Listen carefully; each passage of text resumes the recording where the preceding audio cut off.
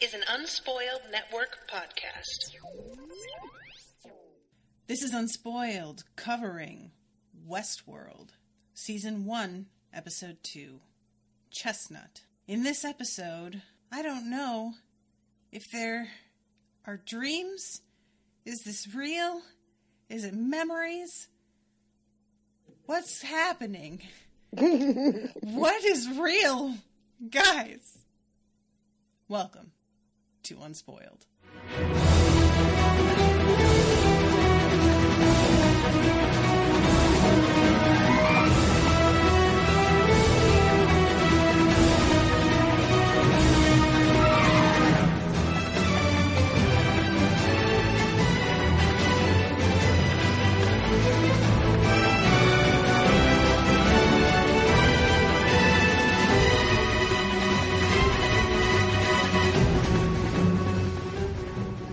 Welcome to the show, everybody.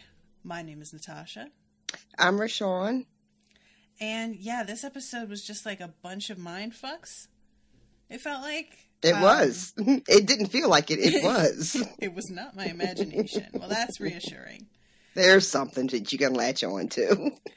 I didn't expect to go in on another character, and I'm not like bummed about it or anything. But it's just made me want to know all the more what's going on here. Because I just, we spent so much time with, is it Dolores? It is. And I thought we were just, going to go back in with her because she was the original. So I kind of figured the focus of everything would be around her. And it still may be. This is only the second episode. But I was just really surprised at the turn it took. And it was kind of welcome also because I loved this lady when I first clapped eyes on her. Maeve? And I was just happy to see her. Yeah. Just her one line about at least our prices are posted right out on the door. And also I was really excited to see things from the perspective of the clients coming in at the very beginning. Yeah, how about that? That was something I kept wondering about. Right? Yeah. And I got to see the maintenance after the bodies have been fucked up. Yeah, they gave us a lot in this episode. Yeah. They gave us a lot of different views of of this world. Yeah, some of that stuff that we got to see, like the maintenance part, it's not pretty. Yeah, it's not. It's really not pretty. It's like that joke, like nobody wants to know how the sausage gets made. Right. Yeah, well, I have some things to say about that, the revelations that, but let's start here from the beginning. Let's start at the beginning. Which is actually what was originally going to be like the Unspoiled tagline was let's start at the beginning. But then I thought that it was Chris Tex, aka Money, who came up with this, but he says that he got it from a reviewer. Experience your favorites for the first time again. Which I liked. Okay. Or it's experience your favorites again for the first time. Something like that. And I was just like, oh yeah, that is pretty good. But yeah, so starting at the beginning. Did you hear the theme music that I used the last time? I didn't. What did you use? I used the Paint It Black instrumental. Ooh. I found it on YouTube and I was like, oh yes, this is the thing. Very nice. Because the actual theme for this show doesn't have enough of a punch for it to be like an opening for an open, yeah, for the podcast. Yeah. Like it's great paired with the visuals of the opening sequence because of how amazing those are. Mm-hmm. But when you're just listening, it's not quite enough. So right. Well, I love I talked about it in the first episode for the show. I love the soundtrack. I have it on my playlist. I listen to it like it's just like it's a jam. Mm-hmm. It's just I really enjoyed it. And there's a little snippet of a Radiohead song in this episode that I just think is really beautiful. Oh, I didn't catch that. It's when Maeve is giving her speech in the bar about when she first came to this country. Mm-hmm. But anywho, let's start at the beginning. Yeah, so the very first moment that is so small and so inconsequential initially that you could miss it is Dolores walking out in the middle of the night in her nightgown to a random spot, apparently random spot, out like by the barn in her yard. And she just walks out and she has this glazed sort of expression as if she's still in like auto mode or like whatever mode they put her in to give her instruction when she is being taken in. And she just stops and stands there and stares and nothing happens, and then we go to the next scene. Right. And that kind of spooked me, to be honest. There's two things that happen there. Okay. When the episode starts and she's lying in bed, there's a voice and it says, wake up. Right. And she opens her eyes. Thank you. Mm-hmm. And then when she goes outside, the voice says, do you remember? And then later at the end, when we see her again, she says right here. Mm-hmm. And then starts digging. Right. And I'm just like, what in the fuck is this? What do you think that is? I don't want to talk about it yet. I want to save it. Okay. We cut to William, who is... I feel like William is on like a forced work retreat with some shitbag that he works with that he doesn't like, that management has decided that William has a lot of potential, but he just needs his dickhead friend to unlock it for us because he'd probably be good at sales, but we just need to give him that extra push into douchedom to really make it work. And William... So this guy whose name is Logan is like William's douche patronus. Mm-hmm. Mm-hmm. I like it. He's a douche-tronus. And he's the same guy who played like, is it Billy? Oh, he played somebody on Punisher. And I won't get into that, but because I haven't finished it. But who? Oh, you talking about William or the other guy? No, Logan. Yeah, I didn't finish Punisher. I thought it was really good, but I didn't finish it. Great. Yeah, he has a douchey face, and on Punisher, he's like the guy's buddy, and I just couldn't stand him. He just has a face that, for me, I was just immediately took a huge dislike to him. And punchable face. I feel like he does, but he's, got a good history with this guy and is like his friend. And I was like, I guess, but I did not. I find him to have the look of somebody that I would expect to see in like an article about a dude who did something really horrifying and just got away with it. Oh, that's specific. You know what I mean? Like, he'd be the guy, like, remember, what was that whole deal with the dude who was, like, mugged somebody in the Olympics, the swimmer? Oh, the Ryan Lochte guy. That guy. He's like him to me. Oh. Anyway. Sorry, yes, very specific. So, they're on this train, which is glorious, and he wakes up and this beautiful woman is there to take his drink, and douchebag Logan is like, where we're going, she's a 2. And I'm like, I mean, not really.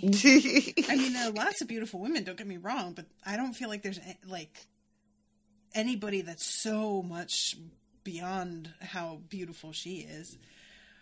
And they get off the train and they each get basically picked up by like a handler. Yeah, there's like people there to meet them that's going to walk them through the process. Logan has 2 people to meet him. He's done this several times. Mm-hmm. So he is, he's ready to go. He's going for a different kind of handling, I think. Yes, immediately. But he makes it so obvious that he just kind of gives him a look. He really does. Like when he walks, like he has 2 people, a man and a woman, come to meet him, and like he puts his arm around the dude and holds hands with they're going off to fuck. It's very clear.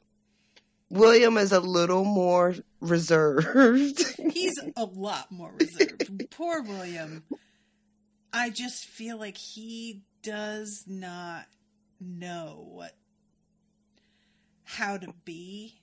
And I don't just mean like he's not familiar with this place. He doesn't seem comfortable in with himself, maybe? I feel like it's a combo of like not comfortable with himself and not comfortable with like the whole idea of this. Mm-hmm. You know, like, they're too real for him to just be able to treat them like they're not. Yeah. And it's really uncomfortable. She's like, starts to undress him in the dressing room, and he's picking out his bespoke clothing in exactly his size. And tells him, all of our hosts are here for you, myself included. We could stay here a while if you like. Take as long as you want. And he says that he doesn't want to keep his friend waiting. He she can tell he wants to know, is she real or not? Mm-hmm. And she's like, yeah, I know you're thinking it, just ask. And she says, if you can't tell the difference, does it even matter? Mm-hmm. Which I think you're right. I think it does matter to him. Yeah. Yeah, I think it does. I mean, I think he's a bit of an audience surrogate in that he just can't quite make it to, like, acting like he's in a video game. Right. You know, and it kind of sets up this question because we don't see the advancements in the rest of the world. We are only in WestWorld territory for this show so far. And I'd be really curious to know exactly how much AI people are interacting with on a daily basis. Right. Because it feels like it's not a thing outside of, like, entertainment. Yeah, it just feels like the way people we've seen react, like from the first episode, we see people being kind of like, oh my God, look at how real this looks. And we've seen people get really excited, like when the guy that looks like Donnie from Orphan Black kills, what's his name? The bandit. Yeah. And, you know, he gets all super. So it does seem like this is a novelty. Mm-hmm. But at the same time, people don't seem like it's, I don't know, like it's a novelty, like the way some of the things we use today are a novelty. Right. Like, oh, this is cool that it can do that. But it's not like, oh, is this alien technology? Like, it's not that far advanced, but it's just enough to be like, oh, this is cool. Yeah, so I kind of wonder, is the way that Logan's behaving, I mean, obviously he's just a dick, that's part of it, but there's also, like, he's been here before, so I'm sure you get desensitized to a point. I would think so. Once you, like, get into that world and see people getting blown away, like, left and right. And also, then you come back and you see those same people that you saw die back again, which I'm sure changes it for you a little bit. Yeah. You know, like... Yeah, I mean, once you shoot a Teddy in the head, and then you come back and you see Teddy sitting at the bar, then whatever reserve or remorse or weird feelings you had about shooting Teddy in the head, you're going to be like, oh, he's fine. It's not real. He's fine. There are no consequences, you know. So I feel like if you're somebody who just doesn't really care about consequences probably that much in the first place, and then you go back and you see that people are fine and everything seems fine, and maybe you have had interactions like this, you know, with technology like this out there before. But I'm just curious how they know each other, what they do together, because really what this seems to be coming down to for Logan is that he thinks there's some hidden perverse depth to William that he wants to see. Right. And they talk over two things. They talk at dinner about work. So we know that they work together. Mm-hmm. And you just said something really interesting about people who don't care about consequences. Mm-hmm. If you don't care about consequences, do you come to this place? I feel like you don't. You know what I mean? Like, I feel like there's a difference between not caring about consequences and not being affected by consequences. Like, if you're somebody who's just got bad impulse control, which is kind of what I meant about not caring about consequences, but you still do get in trouble because of it. Because you not caring about it doesn't mean other people don't care about it. Mm. I would feel like this is a place to go where you can, like, lean into the fact that you have bad impulse control, and that actually turns out to be like a fun thing. Mm-hmm. Somebody Okay. like me, like, I feel like I take things so seriously so much and overthink things so much that I would go somewhere like this and not be able to have fun. Like, his friend going in and fucking like 6 people at once, and then William sitting there like, awkwardly waiting and saying, for him. I have someone I really love at home. That would be me. Yeah. I'd just be like, oh, this is too real. I can't. I couldn't do it. Yeah, I don't know if it just, I guess it depends on what kind of consequences matter to a person. Yeah. If you are, some kind of sociopath or whatever, well, no, you can be a sociopath and still be concerned about, well, actually, I don't know. Like, if you're a serial killer, I would imagine what you need is to really kill people. Yeah, like, I killing wouldn't think fake this would people satisfy is that. not going to satisfy you. But if you just, want to go and shoot a bunch of people but not have to feel bad about it, then this is totally up your alley. Yeah. Yeah. So anyway, he decides not to sleep with this woman. Yeah. Picks his outfit and picks a white hat because of course. Of course. I was like, is there any doubt? Is he gonna? No, he's not gonna pick a black hat. And sure enough. And there's also like she chooses him, shows him a choice of guns, and there's like one gold gun with a pearl handle in the middle, and I'm like, if he does not pick that fucking gun, I'm gonna be real mad. I don't think we get to see what he picks gun wise. No, not in that scene. Chooses one, but that is a beautiful weapon, and that's what I would pick. I would wear an all white outfit and have a gold gun with a pearl handle, and probably like hot pink flowers on my bonnet. That's probably what I would wear. That sounds about right. The shade. Oh, I'm gonna take this dagger out of my heart now. So, then we go to Dolores, who is, kind of right on cue. She's in town, at the kind of the beginning of the day, it seems like. Well, we don't go to Dolores yet. We go to the, we go back to the lab. Yeah. Yeah. Because she's trying to figure out, what's this woman's name? I think it's Elsie. Elsie. She looks like an Elsie. That's a good name. Because she's trying to figure out what the deal is with Abernathy, because he doesn't just react to this photo. He goes and sits down. Yeah. And he's is pondering. trying to figure it out. Which is completely not what they're supposed to be even capable of doing. Yeah.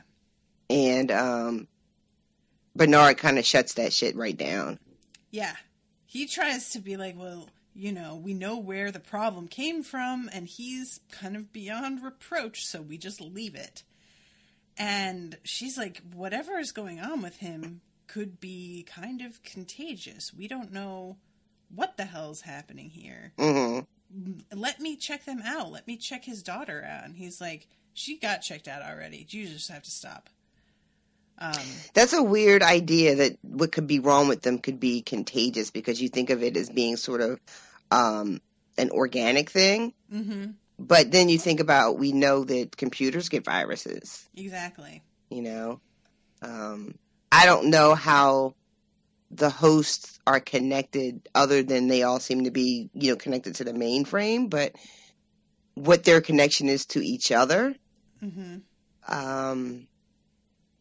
But I like that she says it could be contagious instead of like a much more,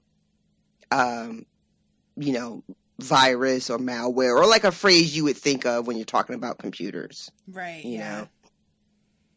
Yeah, it's something that, because like, I think that was part of what was so fascinating to me in the first episode, is the way that they get into their systems is by asking them to do it for them, which feels like a real problem. Like, you can subdue them and go in there and like they drilled up through her dad's nostril to like shut him down. So it's not like they are completely unable to take control if they have to. Mm-hmm. But that being it all being like voice activated and command activated, it feels like that's a really easy way to put something in place if you wanted to. I'm kind of like, I'm simultaneously like hoping I'm wrong, that there's somebody who's like doing this on purpose. Mm. I also kind of don't want that to be true, because if it were something that were happening on its own, it would be cool for it to just be a naturally developing self-awareness. But because of the voice that's talking to her and the way things are kind of going down, it feels like it has to be being orchestrated by somebody. Right. And the weird thing that we see at the end of the episode, when we see Bernard talking to Dolores, mm-hmm. and afterwards he tells her to wipe the conversation. Mm-hmm. And this constant, like, make sure, telling her not to tell anybody. Yeah. But then also wiping her memory of the conversation. Mm-hmm. And then there's a couple of times throughout the episode where somebody makes a offhand comment about, if they could remember all the things that's happened to them. Right. So you're right. Somebody could, how would Dolores know? If someone was talking to her and then wiping her memory or, planning things, and then, yeah, it's a weird thing to think about. So she's just like trying to go about her day the way that she does, and all of a sudden she gets hit with this weird, it feels like a combo of like a memory and a vision, and she sees the entire town like massacred, the way that they had been after the bandits came in the other time. It feels like, yeah, just everybody just lying in bodies everywhere. Yeah. And she's kind of stuck in it for a second. Mm-hmm. And she looks really confused, and then Maeve bumps into her and tells her to get the fuck out of the way. I don't want anyone thinking you're representing the goods inside. Yeah. Which is just such a bitchy thing to say. Because it's not like Dolores isn't pretty. But, no. She's, frumpy and, whatever. But it's just... And she also has a really fierce look on her face that moment. Like, she's looking intimidating, not invading. She looks like... Yeah, that's really true, right? Like, she looks like she's really mad at somebody. Yeah. And she turns around with that face still on and says, these violent delights have violent ends. Yeah, and she looks like, I think it's fair to say, she looks a little frightening. Mm-hmm. When she said, it's a very kind of a threatening moment. Yeah, and Maeve kind of scoffs, but also looks freaked out. Yeah, and I think that's appropriate. She continues looking at her for a long second before kind of taking a deep breath and walking away. But after she walks away, Maeve looks like it feels almost like that phrase is a trigger somehow. Like saying that is the command that's waking up their memories or something.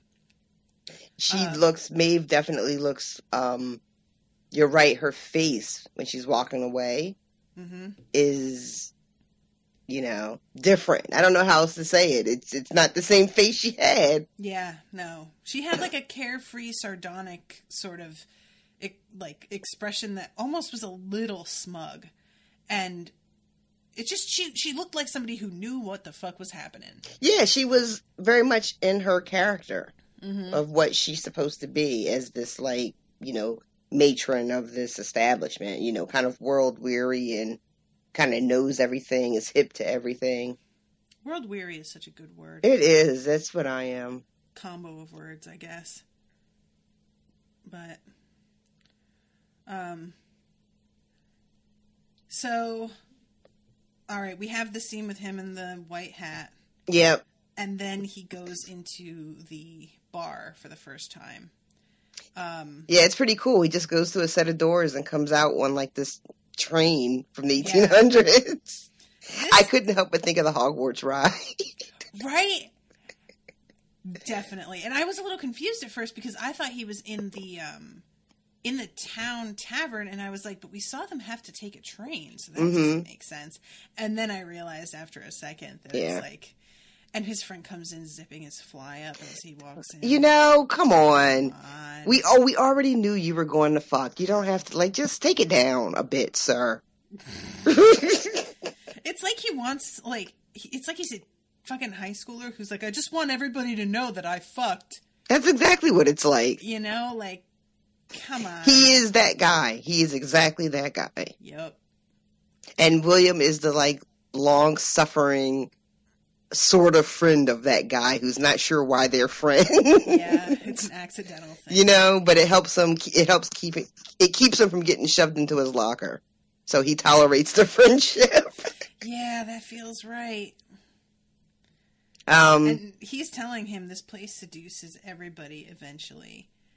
Because this place is the answer to that question you've been asking yourself, which is who you really are. Mm-hmm. And I can't fucking wait to meet that guy. Yeah.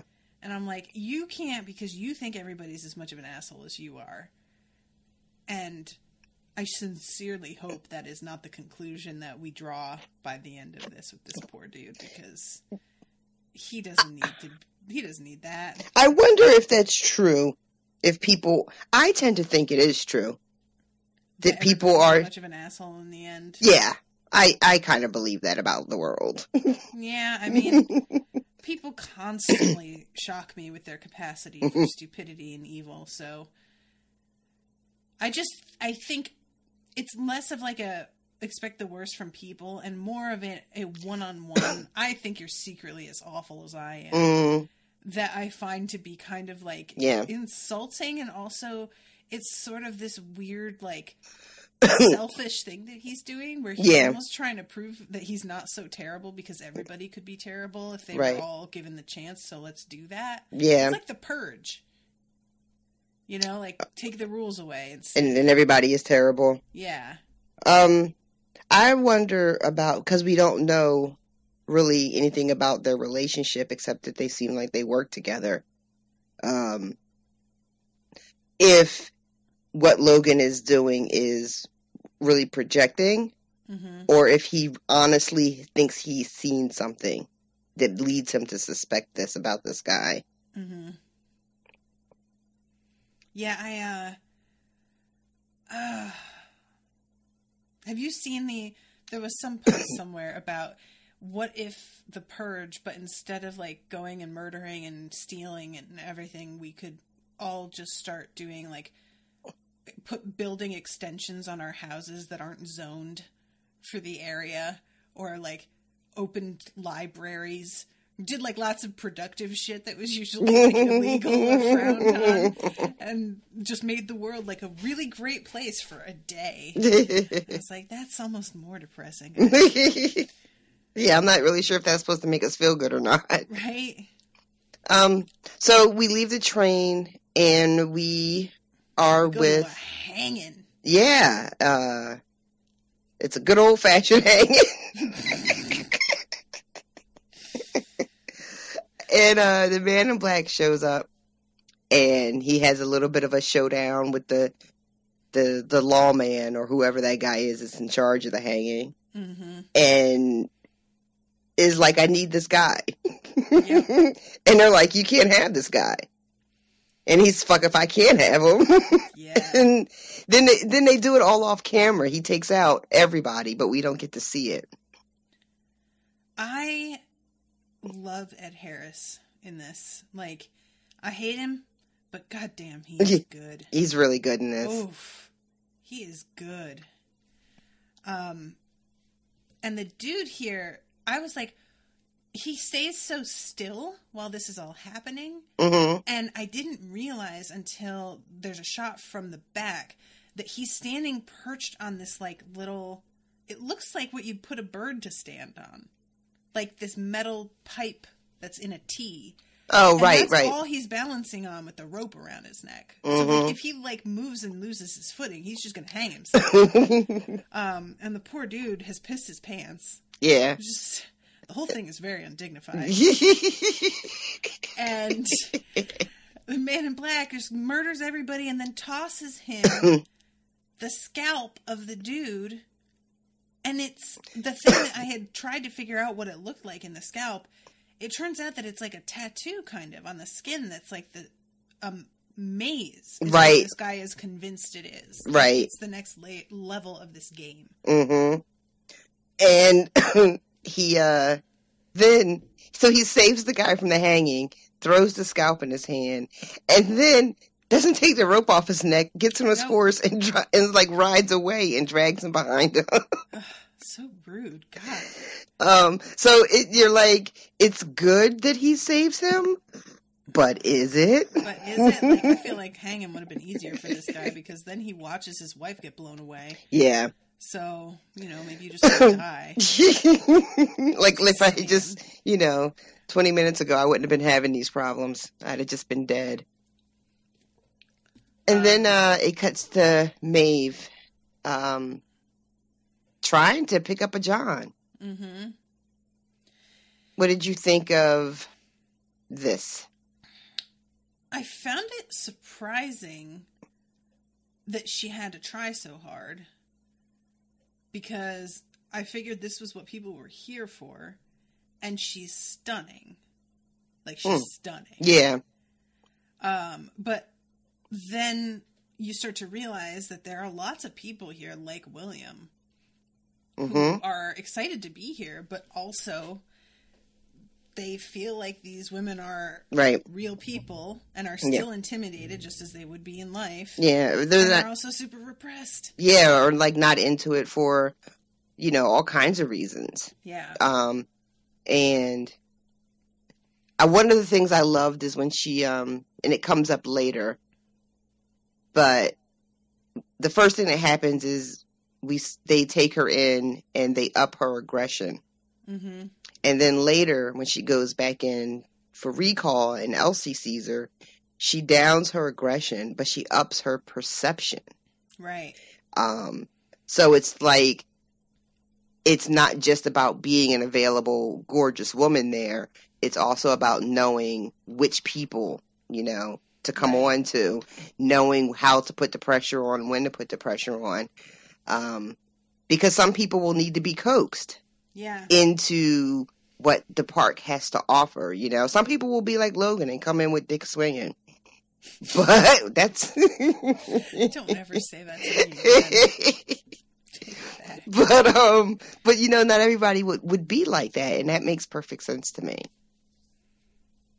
Yeah, agreed. It just didn't occur to me that everybody wouldn't be like that. I figured everybody's going there for that. Mm-hmm. To a degree, they might be, and yet they still can't quite do it. Right. When they walk through the door, which I like that being acknowledged and treated the way that it is, because it's just such a weird little detail that I wouldn't think of. Mm-hmm.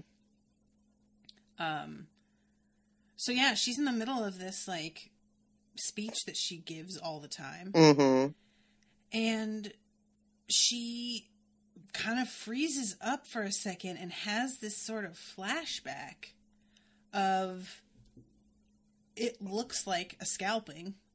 It sure as fuck does look like a scalping. And she's like in the prairie in this dress, like a much simpler kind of house dress. Mm-hmm. And you just see horses, like one of them getting like shot down. And that's kind of all you get this time. A series of like kind of disconnected flashes. But there's a close up of her face and she's terrified. Yeah. And it looks so real. Yeah, it does. And by, you know what I mean? I mean, like, like a real person is terrified. Yeah.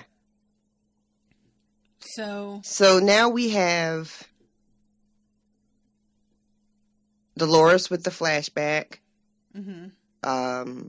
Maeve and Abernathy, I guess, was our first one with his routine. Right, yeah. Do you, all right, so then where do we go after that?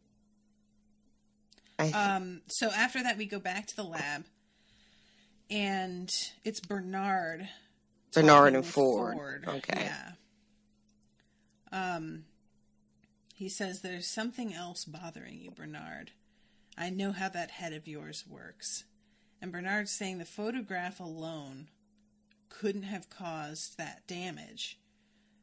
Because she had brought that up to him, and he kind of plays it off. Mm-hmm, yeah, he is clearly concerned. Yeah, he's given him the same speech that Elsie gave him. So he was just bullshitting Elsie. But he shook. He's definitely upset about what's going on, and he's trying to figure it out. And Ford. Mm-hmm. We practice witchcraft. But they're also playing God. I'm like, which is it? It's just like a lot of fancy language and high-minded philosophy to not answer the question. Right? There's not a single answer in that soliloquy that he gave. Because Bernard's saying very, very specifically, I think somebody's sabotaging us. And he's just like... Yeah, he's like, what we do is so complicated, no one could sabotage us. Like, this dude is playing his own game. I wouldn't be surprised if he's doing this shit himself, just to see, like I said before, you know, like, it feels like the exact type of thing that you would do when you get to that point. Just to see what happens. Life. Why the fuck does he care at this point? You know, like those little kids that like burn ants with magnifying glasses, which I've never actually seen in real life. That's something I've only seen in television. I have seen kids pour salt on slugs.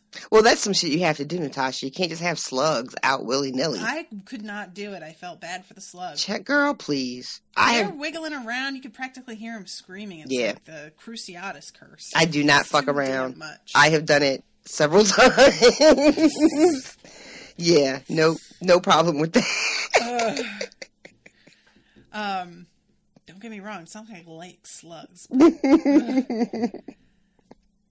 So they get off the train, and apparently there's just some guy like in the script here to just like fuck your day up by walking into you immediately. Right, because we keep seeing this guy. It just keeps happening.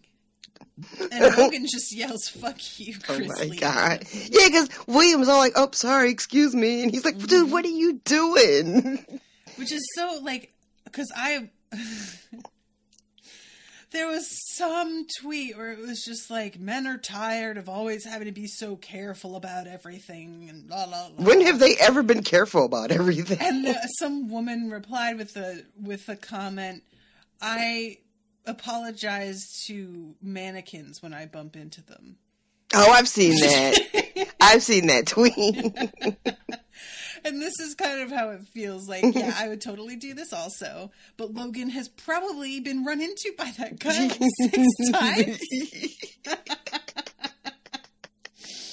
So I enjoy that in particular. Like, even though Logan's a dick, there are moments where I'm just kind of, I have to put myself in his shoes, having gone through all this before. And how much less patience and understanding you would have after the 7th or 8th run through. Yeah, because he's got no patience with the old guy that trips that William tries to help. Oh my God. He's just going to try and get you to join this fucking treasure hunt or something. And it was exactly that. Yep. He knows. Oh, shit. So then we see Dolores, at her horse. Mm-hmm. And then she's back in that room. Yeah. This, like, I'm trying to find the spot here in the, because she's at her horse, and doesn't she drop the thing and he picks it up again? Not yet. She's just looking at her reflection in the window, and then it like does a close up to her eye, and then she's sitting in the room with Bernard. Right. Okay, I found the spot. Yeah, I jump ahead a little bit. Bring yourself back online. Yeah, and he's her iris contracts. Mm-hmm. And he's asking her, like, how many encounters has she had? Has anyone accessed her system? Would she lie? Yeah. And you haven't told anyone about our little talks? Yeah. And he tells her that there's something different about... Because when she says, you haven't told anybody, she says, did I do something wrong? Mm-hmm. And then he's like, no. You're different from everybody else. I think you're interesting. And then she's like, have you done something wrong? And that was just like, delete. Which makes me feel like the show is setting it up that he's the one that's kind of sabotaging, but I don't see that. I don't know. Maybe it is, but I don't know why. Like, I don't feel like he'd go to Ford concerned about it if that were the case. Mm-hmm. It seems a little ballsy. Ford's attention that he's trying to get. I don't know.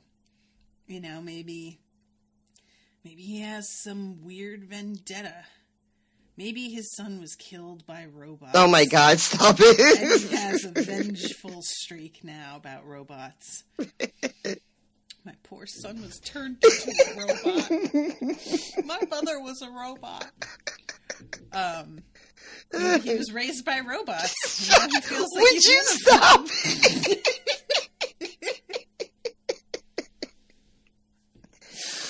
them. Oh God. Robot Harry. So that conversation ends. We go back to Maeve. Player piano's rolling. And she's coming on to this woman, and at first the woman's into it, but then she gets all super aggressive because they just upped her shit. Yeah. And the woman gets completely turned off. Yeah, she seems just a little freaked. I feel bad too, because this woman, like, it's clear she would have been down and like just wants to have a good time. Yeah, she was into it. Yep. But then, Maeve started gripping her up and pushing her up against that wall, and she was just like, whoa, whoa, whoa. So yeah, I appreciated this too, because I kind of did, like, there were two things. This, that she's coming onto a woman, and also that Logan is with a dude earlier. And I was because we don't really see the men who are up for sale around too much. Right. And we see Logan with a dude at the end too, I think. When he's having the orgy, not the orgy, but it's like he's having a party. And exactly. There's a dude in there. And I was thinking, because he gets met by both a male and female when he gets off the train, so they must, like, figure out what you like and make sure to tailor whoever greets you. I would think so. I would think so. I mean, for the money that people are spending to do this, it would be a completely immersive experience. Right. I mean, and they do... I can't remember if during the sort of orientation, she asked William a bunch of health questions, but I don't remember if she asked him any kind of sexuality questions. I don't think she did. I don't think so, no. So maybe that comes on a different form, that you fill out, like your preliminary paperwork. Yeah, because he just gets automatically, it feels like, paired with a woman, and I feel like Billy, they know by now. Mm-hmm. And they're like, oh, give him these two, he likes them. Like, probably two specific at this hosts, point, yeah. Yeah. He's probably reserving people for his visit. So this is when Maeve and Clementine are talking at the bar. Mm-hmm. And they're talking about nightmares. Clementine's tired because she's having them, which comes up later in a lab, but it's a weird idea, like that they would dream, but they think they dream. Right. Yeah, they give them the concept of dreaming so that when they have weird flashes, they can attribute that to nightmares, which is very smart of them. Yeah. It's really, I mean, I don't want to get like all, crazy, but there are people who say, sometimes like your dreams are like past lives.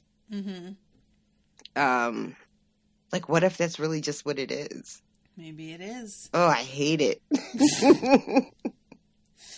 It's because they say specifically nightmares. Mm-hmm. It's like they give them the concept of dreams, really nightmares, because they are so aware that what happens to these hosts is so often terrible that's mostly what they're going to prep them for. Right. It's like if anybody trauma. If anybody slips up and doesn't erase them completely, whatever fragment is left is 99.9% chance of being awful. Yep. Yikes. So then we have the team that's watching her as she like loses it a little bit and freaks out, and they say her pulls are down, basically. She's not getting her numbers up, and they're going to be starting a new storyline soon. Mm-hmm. And he wants to cut all of the dead weight, so if she doesn't get her numbers back up, we may as well just shelve her. Yeah. So they're going to let her have one more night, which is kind of gross, because they're like, just leave her on the floor, for one last go-around. And she keeps having this physical reaction too. You know, like she keeps holding her stomach like she's hurt in some way. Yeah. Which she should not be experiencing. Yeah. Yeah, so I have a lot to say about that. We'll get back to that. Yeah. So we have a little moment between Bernard and what is her name? That's Teresa. Teresa. And she's very like irritable right here. And is telling him that his little analyses of her habits and character is not as charming as he thinks it is. But he's 100% right. He is.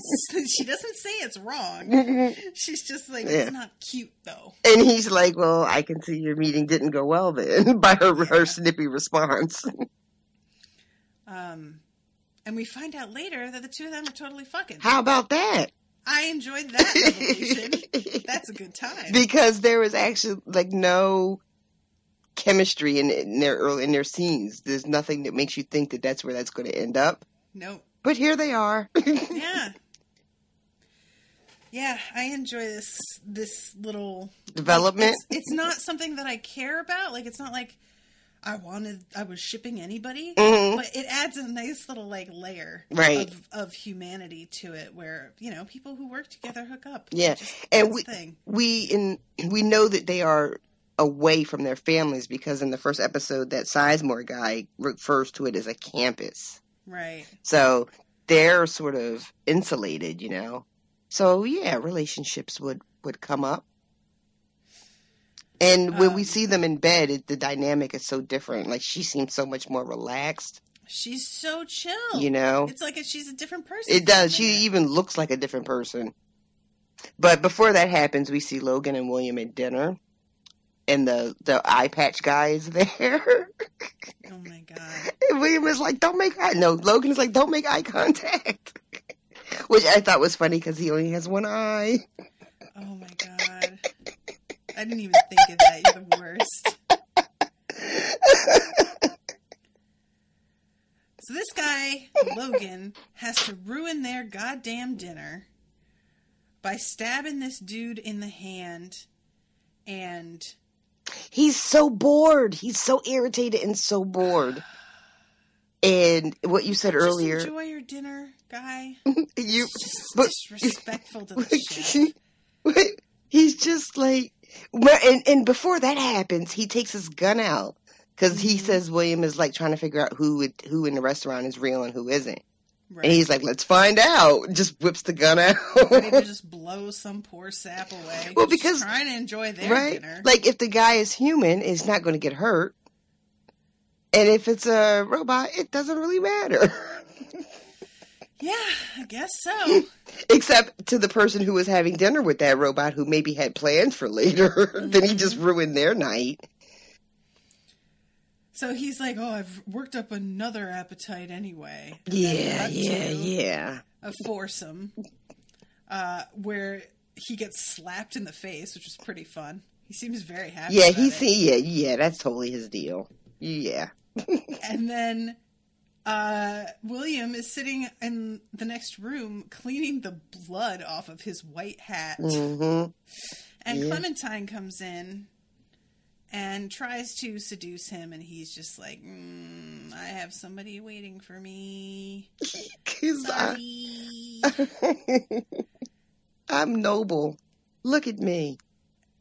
And then she says that real love is worth waiting for, and gives him a kiss and leaves him alone. And he seems almost sad that she said that. Like, there's something so ironic about it, And then, let's see, we cut back to the lab, I think, right? With fucking Sizemore having a temper tantrum. Oh my God. They're building his host for his new narrative, and it's not up to snuff. This dude needs to be... He needs to get slapped in the face a couple times. He needs so much more than a slap. Honestly, what happens to him, which is basically a humiliation in front of a huge crowd. Right. That was satisfying. Yeah. Because that's like, he needed to be cut down to size by practically the only person who was capable of really doing it. And it needed to happen in full view of everyone. Yep. So, yeah.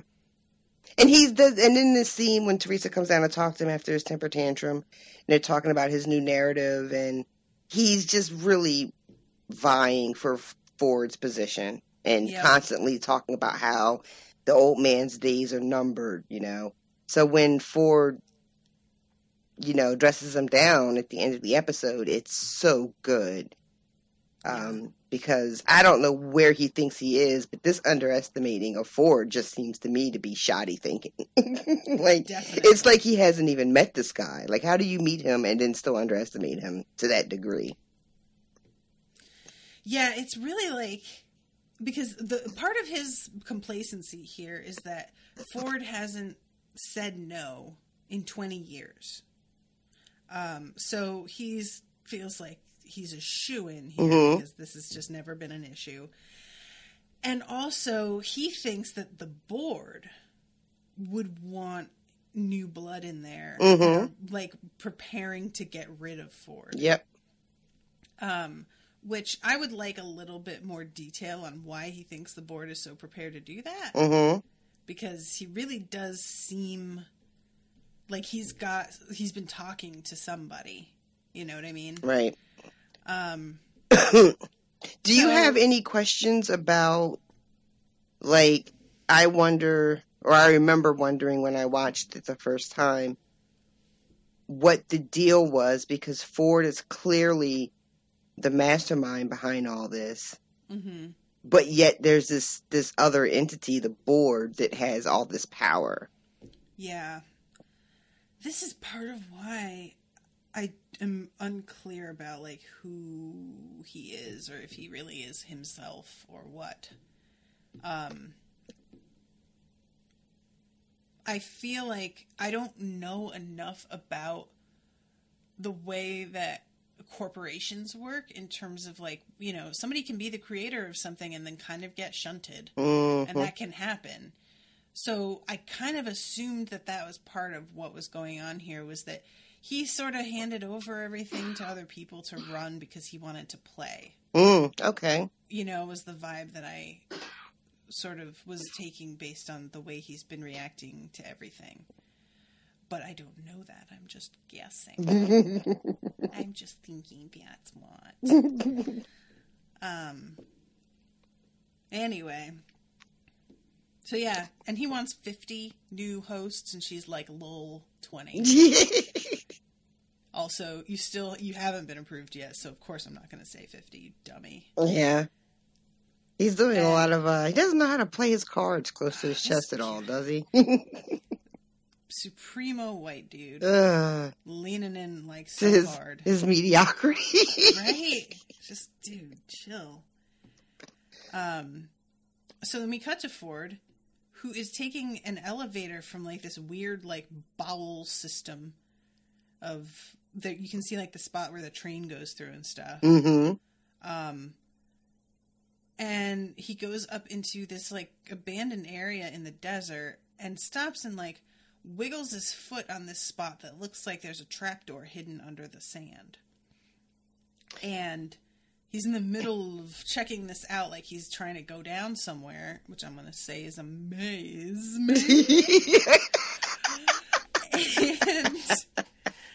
this kid is there. In his little short pants. Listen, is this kid him as a kid? I love the little short pants. Why do you think it's him as a kid? I like that word too. I wish that there were more opportunities to say short pants. Short pants. They're called breeches, right? Or knickerbockers. I think the knickerbockers, aren't those the ones that, like, snap and are like a little puffy? I mean, they have snaps on the side. Shit, I didn't even see the snaps on the side. Yeah, I think so. Maybe they are. Maybe they are knickerbockers. Why do you think that that's him as a kid? Because it's weird. He's all alone out there. He's like, Father said that I couldn't do that. That's exactly how he sounded too. The way that he's like in like a school uniform, that's like a period uniform. This looks like C.S. Lewis type. You know what I mean? How old do you think Ford is? I feel like maybe this is some, like, you know, everything old is new again. Maybe in the future, that style retro. came back. I don't know. But yeah, there's like something weird about it that feels like that kid has been put there for him to interact with. Put him there. Okay, you know, like, I see what you mean. Because there's nobody else around. And you think that this kid might just be there on vacation because there are families. And maybe his parents are off fucking some prostitutes. He's just alone in the desert. They got so caught up. They were just like, fuck Timmy. Right? He'll be fine. He turns out to be a robot. Which I was really not expecting. I really did think that he was just some kid. And that he was gonna, you know, dick around a little bit, because he was bored, and there's a guest who's like young and not approaching everything super cynically, and he is trying to also just kind of have fun, and so connecting with a kid who's experiencing all of this might be more satisfying for him than an adult in that way. But yeah, then after he like approaches the snake, he's like, you're not coming back here again, right? You're just gonna go home, right? All right, bye. And I was like, all right, something's going on here. He asked the kid if he hears the bells ringing, and the kid can all of a sudden. And he's like, yeah, I thought you might. And I was like, the fuck are you doing? Stop it. Why is this necessary? It's just so rude. It's just rude.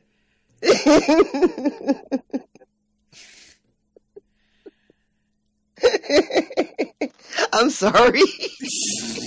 You're so offended about the bells, though. It felt like the way that he was like, yeah, I thought you might. He's so fucking smug about it. You know, like, you know what you're doing. Right. You're acting like this what does he say? Has no agency whatsoever. Like, you really got one over on the him. boy says, when he's dealing with the snake, he says, is that magic? And what does he say? Everything's magic except the magician? Except to the magician. Oh, except to the magician. Yeah. So he's God, he's witchcraft, and now it's magic. Yeah. Makes sense. It's all pretty much the same. Whatever it is, he feels like he's firmly in control of it. Yes, it seems that way. Which might be part of why he's bored. You know, like, maybe he's tired of being completely in control of everything. Maybe that's part of why he's like, let me just fuck with this, because I'm kind of over it. Like the real God. But, you know, like, just go out into the world then, guy. Like, there's nothing that says he has to live there. Yeah. I don't know. Anyway, all right. So, Man in Black. I was about to say black guy. That is not correct. Man in Black is sitting at a table outside of a little bar with his new protege. Still got the damn rope around his neck. Poor Lawrence. Lawrence has just got a bum deal, man. And he's taking him back to his hometown. And he's pretty proud of himself, the Man in Black. He is. Everybody is very pleased with themselves. Yeah, on the show. Yeah. There's a lot of self-satisfaction, especially from the white guys. Yep. He gives 2 bullets to the little girl to hold. And says to him, you get to decide what we're going to do to them. And the bartender It's like, he's like, it took you long enough. And the bartender's like, well, I had to get the real good stuff from, like, the basement. And he's like, uh-huh. Or, you went and, like, got help. And the poor bartender, I feel for this guy, because he's just not up for it. He's trying his best. And he says to him, I need you to tell me about the maze. Yeah. And Lawrence just is like, I don't know what you're talking about. He has no idea what the fuck he's talking about. And so the man in black, well, first of all, he talks about why he likes being in this world. Well, first of all, he shoots the bartender and kills him. Did he shoot the bartender right away? Yeah, right then. And then he leaves him there on the ground and then has this long conversation. In a sense, I was born here with this man bleeding. Right, that's right. This is exactly why I come. And all of his bros are gathered behind him, thinking they're going to get the drop on him. Right. And he gets up and very casually takes each and every single one of them out. In what is simultaneously an extremely badass moment, and also they're here to die. Yeah, yeah. Like, that's what they're for. Yeah. And he says that this is his, like, this is what he lives for, Mm-hmm. And it looks like he gets some enjoyment out of it, but it's clearly not enough. No. Not anymore. Like, maybe it used to be. Mm-hmm. Used to, and he's done it so often that he's really good at it. Yeah. I mean, he knows exactly where this poor kid is sitting behind the piece of plaster wall. Yep. And shoots him right through it. It's rough. And it just feels like, it's so much less impressive when you can't get shot. Yeah, yeah. He could just stand there and let them shoot at him, and they can't do anything.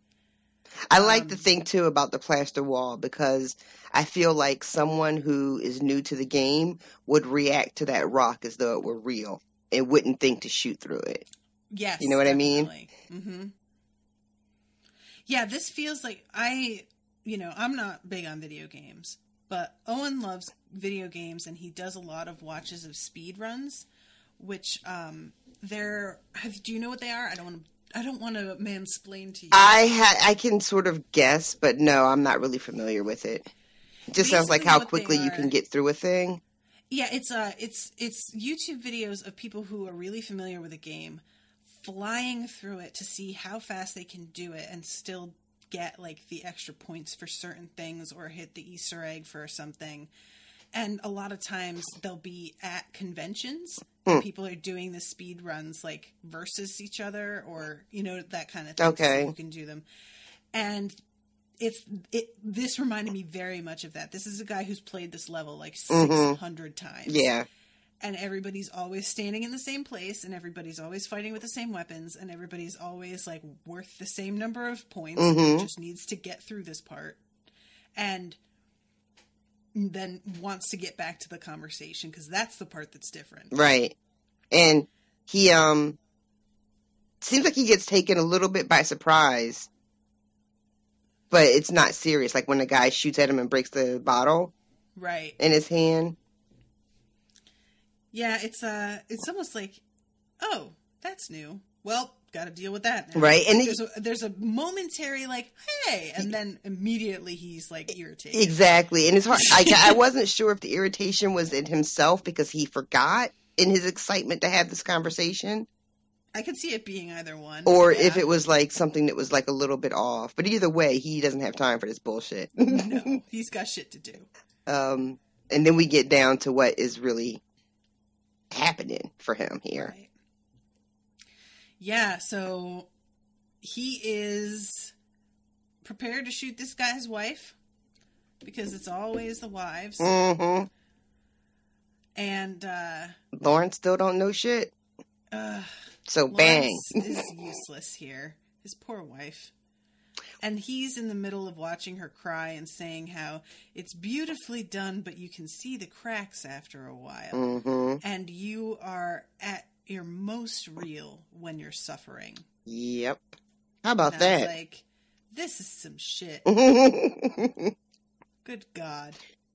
I would venture to say, I don't want to be too much of a downer, and talk about how, people are sometimes that they're realists when they're suffering. Sometimes they're the most unlike themselves. It can go either way. Yeah, true. But before we can even contemplate what he has said about suffering, the little girl has something to say. Yeah, well, he shoots the wife. Well, yeah. And then, he does. What did you think about the little girl actually having an answer? That was awesome because she looks like she's in her father's arms sobbing, and then she straightens up and there's not a tear on her face. Mm-hmm. She is not. It's just kind of creepy, to be honest. And yeah, she stares at him and says, "The maze is not meant for you." And he says, "Well, I'll be the judge of that, sweetheart. Why don't you just tell me how to get to it?" And she says, "Follow the blood arroyo to where the snake lays its eggs." Which I'm like, oh. What does that mean? I would figure the arroyo is like some place where they grow rice. Is that what that means? I think so because of a combination of factors. Arroz is how you say rice in Spanish. And there's like in the Dark Tower series, which I'm reading, there's a bunch of it that's set in areas that feel like the Southwest. And there are rice paddies that are like a big part of, and they're called orizas. There's like a different, don't get me started on the language. Okay. Dark Tower. He just goes a little far. But that was what made me think that. And it might be like the name for a body of water, like it's a stream or something. Mm-hmm. Maybe it's the name of a group of people, but it's not. I don't get the sense when she says it that it's like a title. Right. It feels like a, what do you call it? It feels like a riddle. And if it's like, I'm thinking arroyo is a place to grow rice, but blood arroyo, I don't know what that means. Like, and what is the snake? Where does it lay its eggs? Is the snake Ford? He feels a little snaky. Is that spot underneath the sand where there was a trap door where he lays his eggs? Does Ford lay eggs? Oh my God. Is Ford a bit of a pervert? It cuts right to the thing with Ford and with the kid and the snake too. That's like the scene right after that.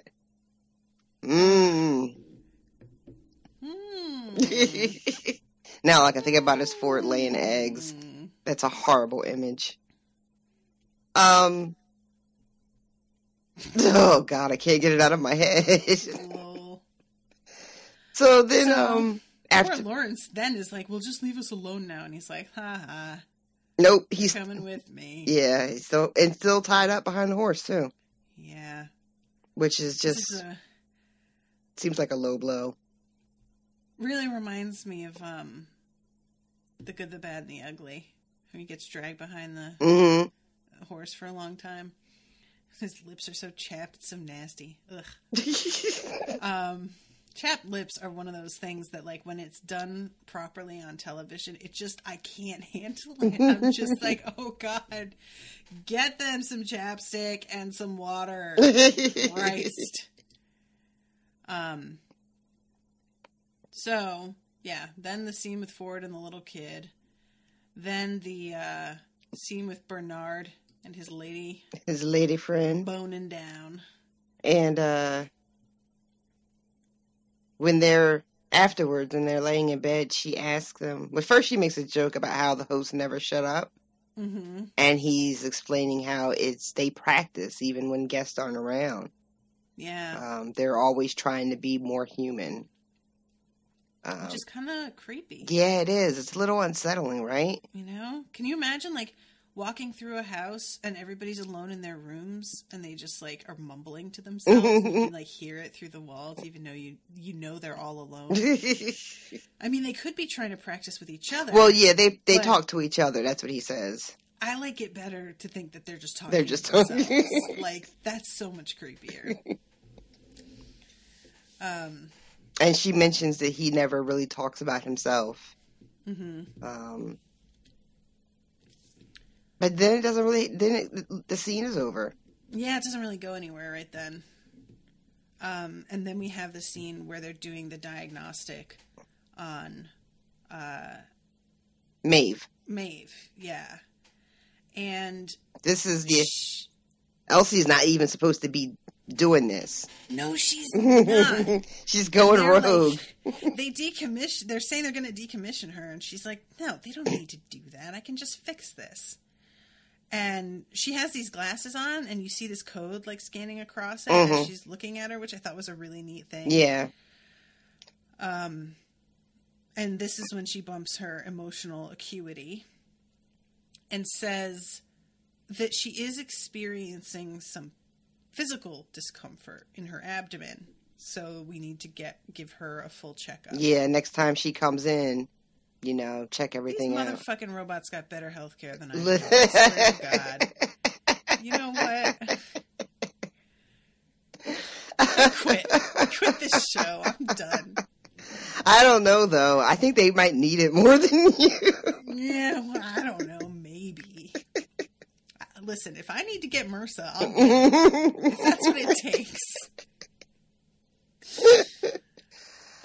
Do you remember that outbreak of MRSA happening during the Occupy Philly thing? I do. Oh, God, that was horrifying.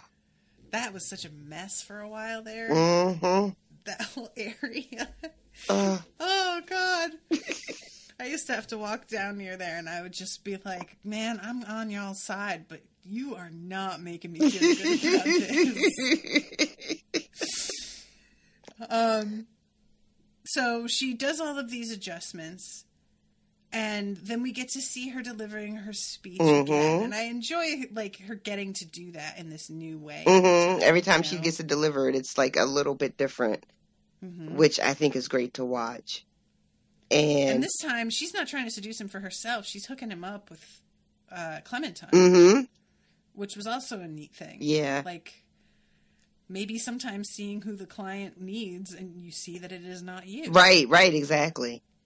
And it works because he goes right upstairs. Yep. And she's feeling good. Her face is back to being her regular face. And we see Teddy. Dumb Teddy. Yeah, and he was there drinking last time, but she wasn't in the mood for him and told him to shut the fuck up. Yeah. But this time she's feeling a little bit more chatty.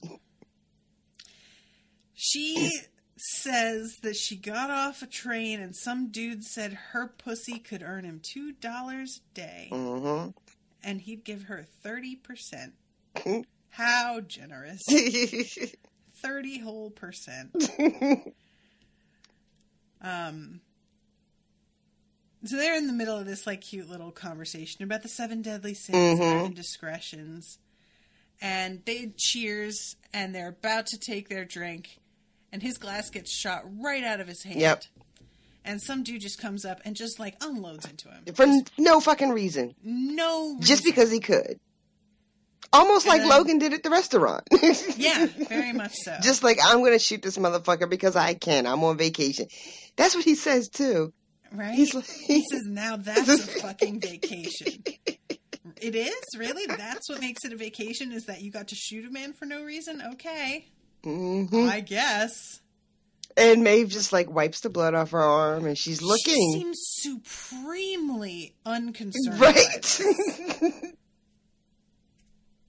I mean, I guess you have to program them to be okay with extreme violence. I would imagine so. Nothing could get done. Yeah. But, Jesus. Yeah, I think that definitely has to be included in the code. Otherwise, everything would just be people running and screaming in all directions all the time. Yep. And so she goes to sleep. She has another one of those flashes and the pain in her stomach. And she falls asleep. And I guess she has the dream again. Yeah. And it's way more detailed this time. There's a little girl. This little girl's so She's cute. adorable. She's like in a dress that like matches her mom's. Of course, because you only buy one thing of fabric. Yep. And her little girl is like playing with her hair, and she's like closing her eyes, and then all of a sudden she opens her eyes and she's about to be scalped. And it looks like they're like Native American are they also robots? Like, it got me thinking, like, are there people who come into this and they aren't cowboys who pay to be Native Americans instead? Because I could see that being very therapeutic if you are from, like, a marginalized group and you get to come in and just, like, wreak havoc on the white settlers. It's just not white, but, you know. Yeah, but like, I see what you're saying. But if he's also a host, then this whole thing is, like, its own contained storyline, like the thing with Dolores and her family. Which feels really weird. Right. Or it could, like, it's just weird to imagine that there are things happening to them that don't involve the people paying to be there, you know? Yeah, like this whole little story is running whether or not the guests are involved in it. Yeah. Which I guess is kind of like the Hector Bandit thing, right? I keep calling him Hector. I don't remember if that's his name or not. That's fine. But, so they're up in the mountains and they're, there's a hunt for them that the guests join. But meanwhile, Hector and his bandits are up in the mountains doing whatever it is they do, you know? So I guess this is sort of like that. Yeah. And then in this vision, she gets away from the scalpers, gets back to her little cabin, gets her daughter, gets a shotgun. The warriors are outside of her place, and it looks like one's going to walk in, and the door opens, and it's the man in black. Yeah. Oh, man, that moment where she leans against the wall and slides down and all of her hair gets, like, kind of stuck to the wood. Yeah. Oh, that looks so amazing. I love that moment. And the warriors with the face paint, the black, like... Yeah, that shit looks insane. Whoa, that is real scary looking. Like, whenever I think of war paint, it's always that goofy shit, Like, it's either that or I think of... the Celts doing the blue woad. Oh, yeah, yeah. But this one, when he, like, looks over at her when they're still outside in the field, and one of his eyes is also, like, bigger than the other.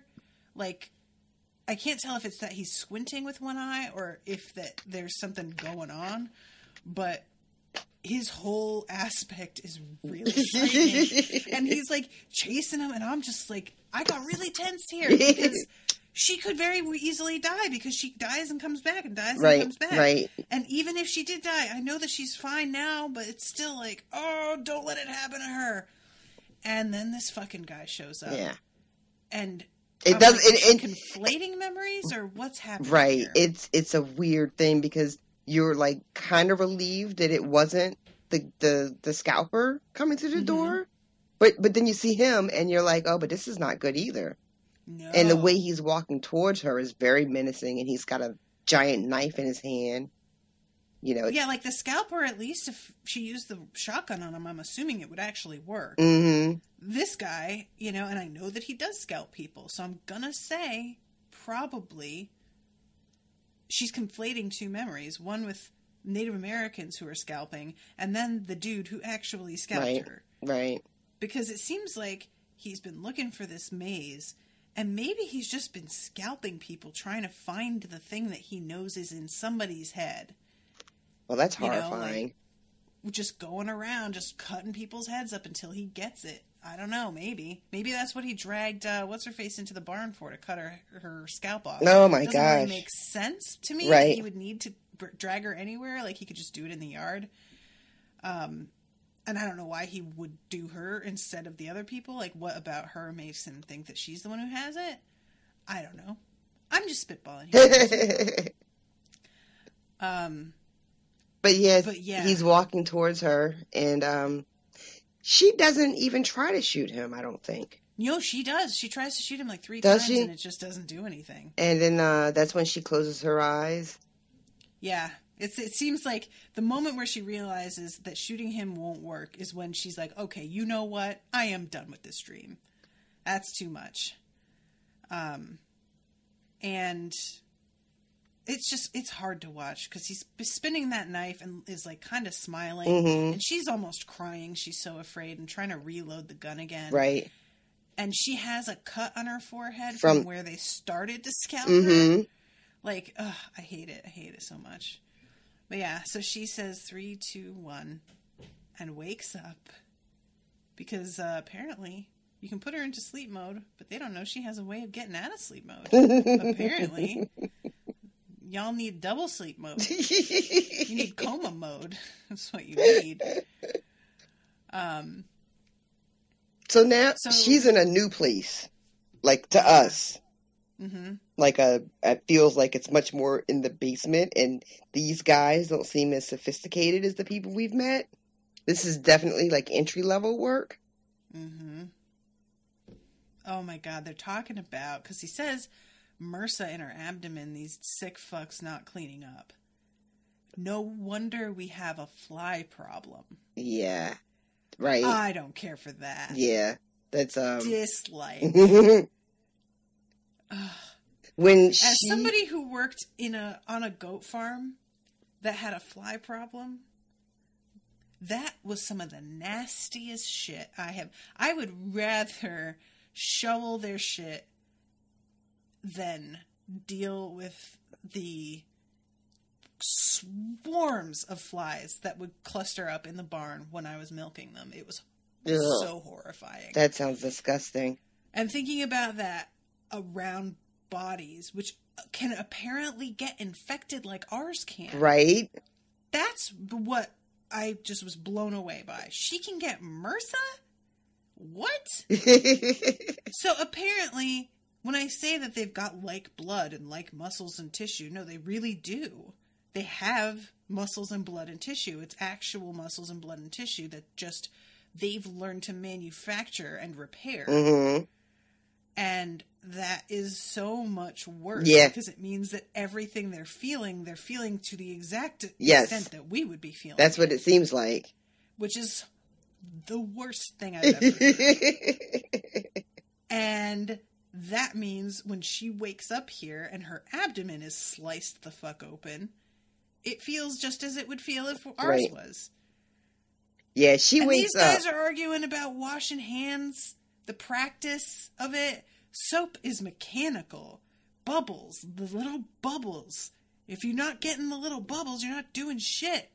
And I was like, very much on this guy's side. It's true. But then they notice that she's awake, and they freak the fuck out. The part where she starts slipping on the blood in her own, yeah. Her face through this whole scene is so great. It is like horrified and disgusted and disoriented and terrified and just. But she grabs that fucking scalpel. Yeah, she does. She is a woman with presence of mind. She's like, I've never seen one of these before in my life, but it is metal and it is sharp, and that is what I need. And they are just like, first they're bickering back and forth about not putting her in the sleep mode, and then they're like going to try to talk her down, calm down. Right. Which, no, why would she calm down? Nope. She is up out of there. I was really surprised that there wasn't like any more security than there is. Right. But yeah, she's able to walk right the fuck out. And I appreciated, it's a small thing, but it's a big thing for HBO, that she's walking around stark naked and they're not ogling her. Mm-hmm. They're not, the camera doesn't feel gazy. Right, at all. It really doesn't. She just happens to be naked, and that's, it's like they managed to make that feel horrifying rather than, like titillating. Exactly. And the fact that she's naked too, almost adds to just how vulnerable this is for her. Completely, yeah. And naked with a giant gash in her abdomen. Jesus Christ, right? Ugh. And so she wanders into this area. And she is... It's like a fucking butcher shop. Right, it's a fucking slaughterhouse. And she is looking around and... I can't even... It's so fucking real. And I can't even imagine, her mind trying to process what she's seeing. Like Abernathy looking at that fucking photo blew his circuits. Can you even imagine trying to figure out, like, not even just what it is, but, like, literally, what is this? Like, I've never seen anything like this before. It must be like when people talk about getting abducted by aliens, you know? God. Like, that must be what this is like for her right now. They're on slabs, like, stacked up. They're spraying them with giant hoses. Yeah. Like, just spraying the blood off of them. Ugh. I'm really curious about, like, what the deal is with how they repair the actual flesh. Because, so they're doing this, and it looks like, you know, they're prepping to go into fixing them. Mm-hmm. But it's just, at the moment, they're just laying there getting showered off. Yeah. And you see that, what's his face is laying there. You see Teddy, yeah. Teddy, yeah. And, I guess it's gotta be like a patch job, because I don't think that they send them back to the park with, like scars and shit, you know? No. So, maybe just a little putty. But it's real blood and tissue. Mm. Well, you know what I mean? So, like, they have to have figured out a way to manufacture, like, stitches that actually become flesh or something almost immediate. Right. I don't know. Well, but we don't, like, there's a quick scene earlier in the episode when the fuck is it? It's in the lab with Sizemore and Teresa right before his tantrum. Mm-hmm. So I don't know what this white substance is that seems to be what they're made of, like seems to be sort of their like foundation. Yeah. But as the camera pans into Sizemore, there's a guy on a table and he has a head. Mm-hmm. And it's just white, right? Oh, and then it starts to gain color all of a sudden. Yeah. Yeah, I did see that. So maybe whatever that material is. So you think they might use that white material, patch them up, and then they're able to do something to, like, bring it to life? Yes, yeah. And maybe that white stuff sense. is like whatever the organic material is that, you know what I mean? So when they ooze, it's red because they make it red to make it look like, Gotcha. You know what I mean? Yeah. Okay. I like that. That would explain a lot about how they're able to patch them. So, because that just from a practical standpoint, guys, listen, I get caught up on things. That's been bothering me. I appreciated getting to see that they do get like stripped and hosed off and everything. Cause I was like, you know, and the way they do it is the most efficient way to do it. Right. It looks horrifying. Right. But you're dealing with groups of people of 20 people, 30 people a day. Yeah. Also, the way the techs are dressed too for this work, you know, it is very slaughterhouse. It's like these long smocks, you know? Yeah. They almost like when I worked in the fish department at Whole Foods, I only worked there a day and it was the worst day of my life. That is what it looks like. But it's like that because they have like waders on and everything, and gloves that go up to your elbow. Yep. That's exactly what it looks like. So we watch her stumble around this complex in the dark, and everywhere she turns is like worse than where she just left. It seems like, you know, and it's really messy down here too. I don't want to understate that. It is really gross and kind of like, you know how when you when I worked at the hotels, you know, like upstairs everything is really nice and, you know, presented well for the customer, and then you like go down to where housekeeping is and it's just a fucking mess, and there's like trams of dirty, nasty linen everywhere. And, you know, it smells like old coffee, right? And, like, dirty feet. It's just gross as shit. It's just like, oh right, this is where I belong. Yeah, this is what this is. This is like the place that, you know, no one is ever supposed to see. I imagine that when she walks in there, that it smells like the locker room at a public pool. Oh, you know that smell. Mm-hmm. It's like a combo of like chlorine, but also like bodies. Yeah. There's just like something not good there.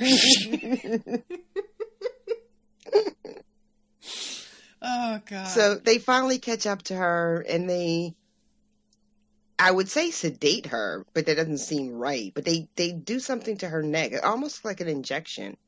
It looks like an injection, and I almost feel like there might be like a key. Mm-hmm. Like they actually like power her down. Right, like a manual power down. Yeah, exactly. And then get her back because no one has seen her or no one reacts to her. Right? So they sneak her back. Because I imagine that's the kind of shit that gets you fired. I would right? think so. So they have to get her back to their room before anybody notices. And then it goes to Dolores standing outside, digging and finding the gun. Yeah, which I'm going to say is a real gun. Oh, shit. I feel like there's no reason to hide that shit. She could get a gun from literally anywhere in this damn park. Everybody's got a fucking gun. Who cares?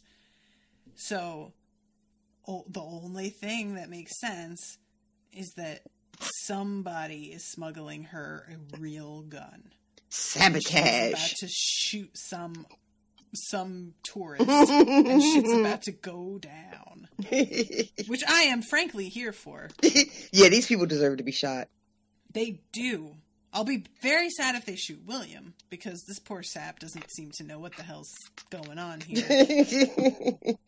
But he's trying to have a wholesome vacation. It's not his fault he's there with that jackass.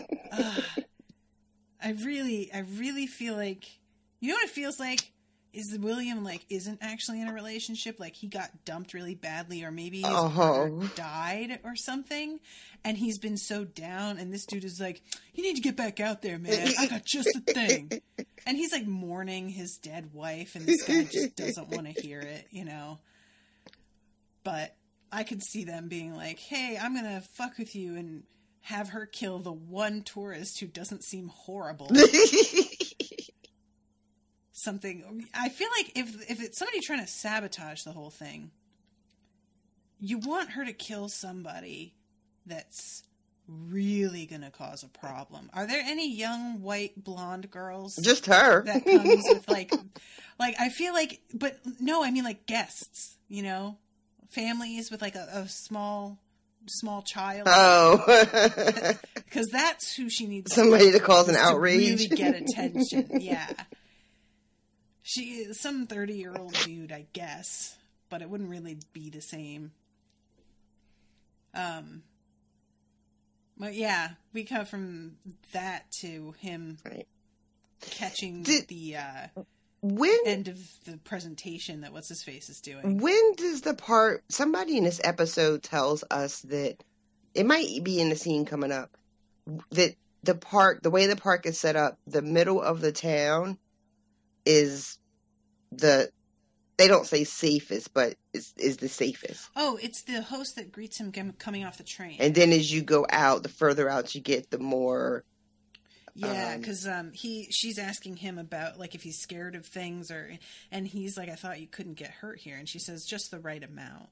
And if you stay in the town, it's not going to be bad at all, but it gets more intense the further out you go. Right.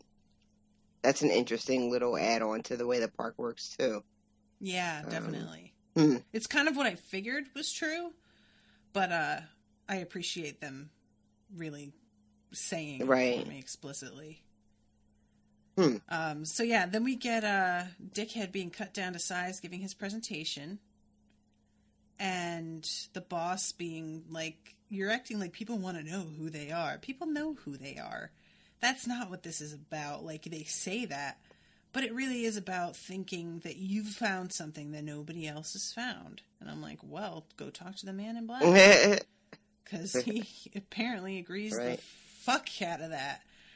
And I love that this dude has been so smug. And then the instant this guy's like, no, he's like, well, isn't there anything left about it? And he seems genuinely to be like, I really would like it if you liked something. Yeah, he desperately wants his approval. Like, after he's done with his presentation, everybody claps. He looks him directly in the face. Like, gives him, like, well, what did you think? And then I kind of liked that. Like, because he seems so and he is arrogant.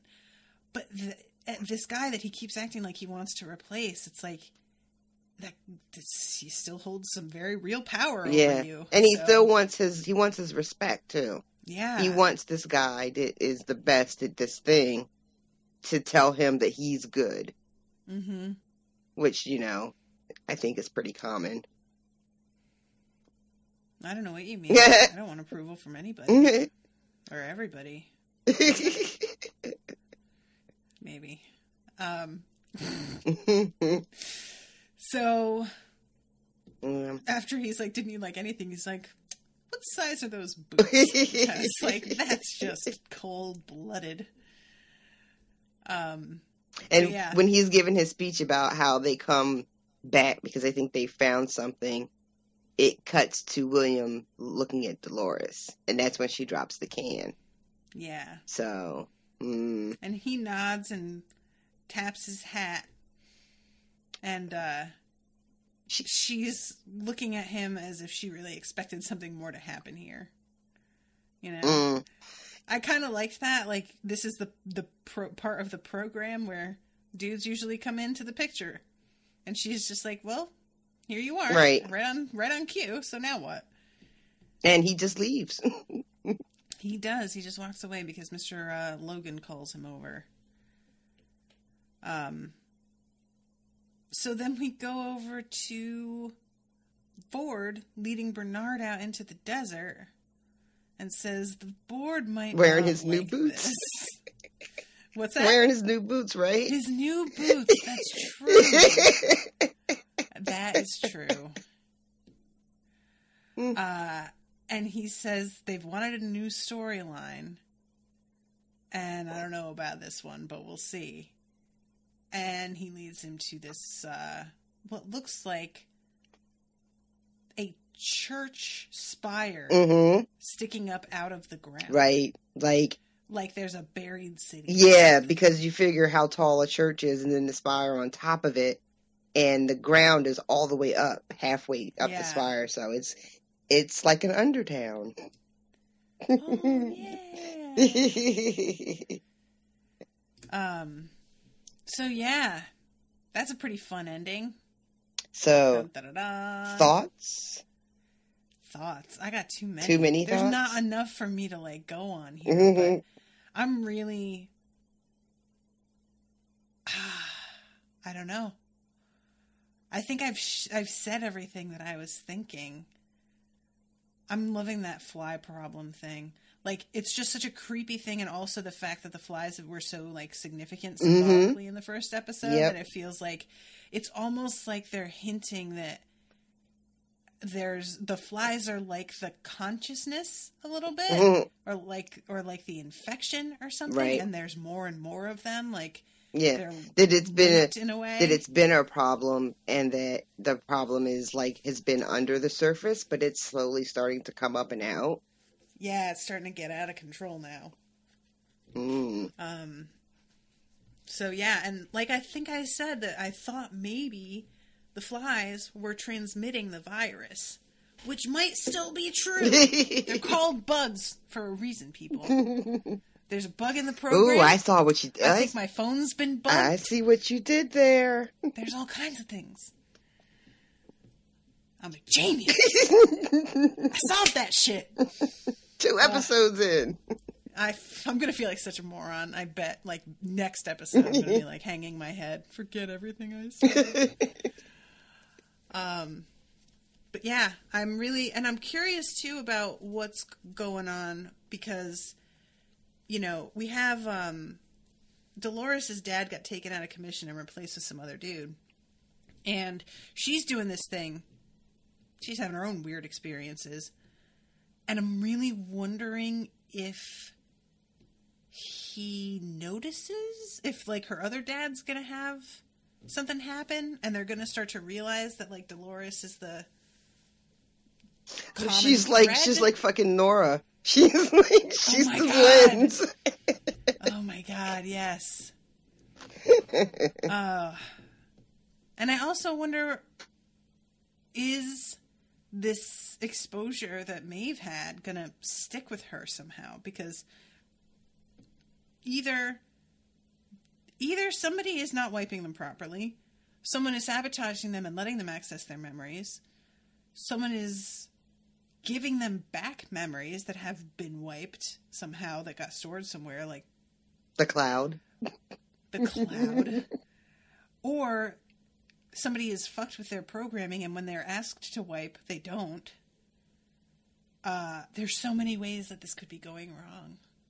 We need a real troubleshooting session, guys. Sit down and hash it all out. Yeah. Just, can you go through the problem for me and see if I can replicate it? Oh my God, I hate that so much. Oh, I hate that. I assume they've tried turning them off. Maybe when they turned them off, they didn't turn them all the way off. Yeah, you gotta really do a hard reset. Maybe get the battery, a new battery for it. Put them in rice. Yeah, just soak those bodies in rice for a few days. And replace I think the screen's cracked. Oh, I see the problem. You fell into a hot tub.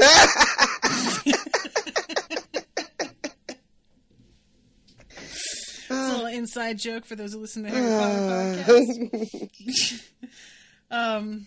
But yeah, I think that's about it this time, guys. I'm sorry. It's so late. It's past midnight for Rashawn. At least it's Friday. Yeah.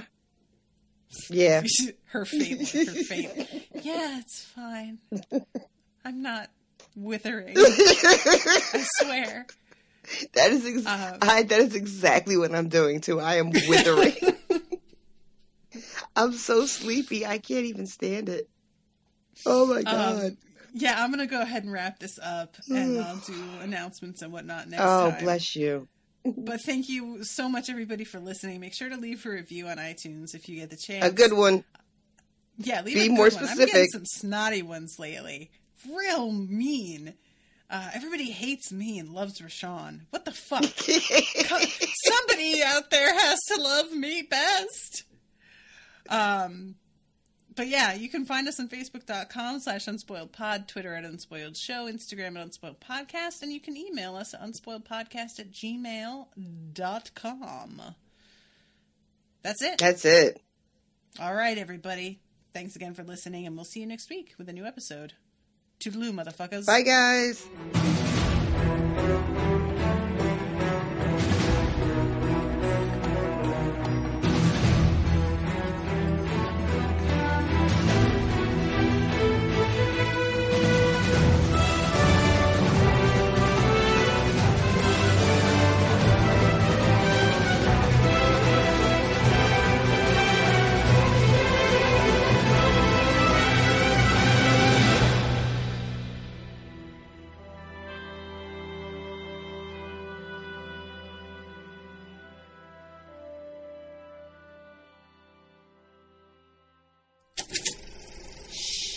That was an Unspoiled Network podcast.